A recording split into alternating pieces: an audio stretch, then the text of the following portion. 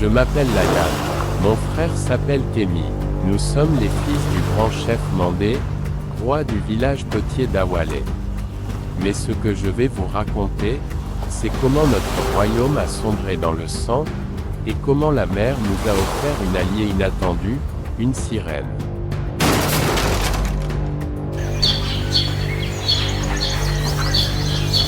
Un soir de pleine lune, mon oncle Talibo, le frère jaloux de mon père, a commis l'irréparable.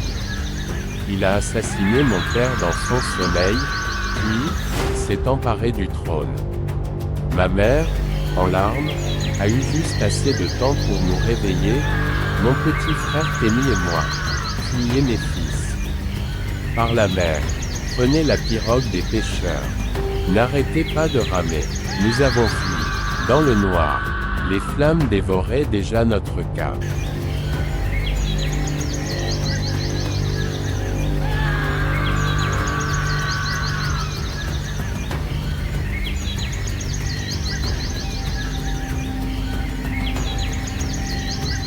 Nous avons ramé pendant des heures, puis, des jours peut-être. Par moments, gagnés par la fatigue, nous laissions la pirogue être portée çà et là par les vagues.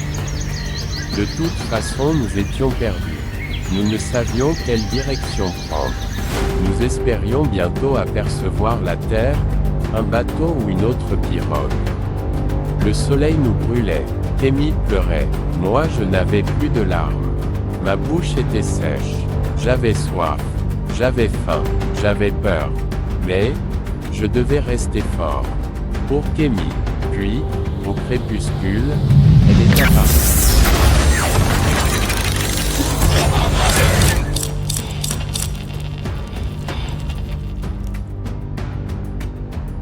Une créature mi-femme, mi-poisson. Elle était très belle, magique, tellement fascinante que je n'avais pas peur. Ma mère nous avait souvent raconté des histoires sur ces créatures de rêve. Sa chevelure était faite d'algues dorées. Ses yeux brillaient comme les étoiles. Sa peau scintillait. Elle nous a regardés, puis a parlé de sa voix douce. Dans notre langue. Je suis Nial, fille de l'océan.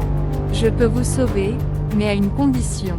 Quand tu seras devenu un homme, tu deviendras mon époux. J'attendrai, dans les eaux profondes. J'ai hésité. J'étais un enfant, mais je voulais vivre. J'ai accepté. Nial nous a emportés dans les profondeurs. Mais nous respirions comme sur terre. Elle nous a conduits vers une île sacrée, oubliée des hommes. Pendant des années, elle nous a appris à survivre, à combattre. Elle connaissait la magie, les secrets des ancêtres engloutis. Elle nous a tout appris. 10 ans plus tard, nous étions prêts. Nous sommes revenus à Awalé. Talibo était devenu un tyran. Son armée et lui maltraitait tout le monde. Le peuple souffrait. Nos ennemis étaient plus nombreux. Mais la mer était avec nous. Kémy et moi avons conduit une révolte.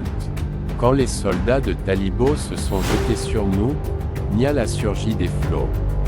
Des vagues géantes ont englouti les traîtres. Des poissons à armure, sortis du fond marin, ont combattu à nos côtés. Talibo a supplié, mais il était trop tard. Nous avons repris le trône de notre père. Le peuple nous a acclamés. J'étais devenu roi. Kémy, mon bras droit. Mais Nial m'attendait, elle est venue la nuit. Je me souviens du pacte, lui ai-je dit, j'ai regardé la mer, mon peuple, mon frère. J'ai pris sa main, mais elle a souri tristement. Ce n'est pas encore le moment. Je règne d'abord pour protéger mon peuple. Un jour, je viendrai avec toi. Puis elle est repartie. Je sais qu'elle m'attend, là où l'eau touche le ciel. On m'appelle aujourd'hui Layan, l'héritier des flots. Mon histoire est gravée dans les coquillages, et la mer murmure encore le nom de Nial, la sirène aux promesses éternelles. Celle à qui je dois tout. Celle qui veut être ma femme. Abonnez-vous à la chaîne, les contes de Lustella pour plus de contes magiques. Laissez un commentaire pour nous dire quel genre d'histoire est ce que vous préférez.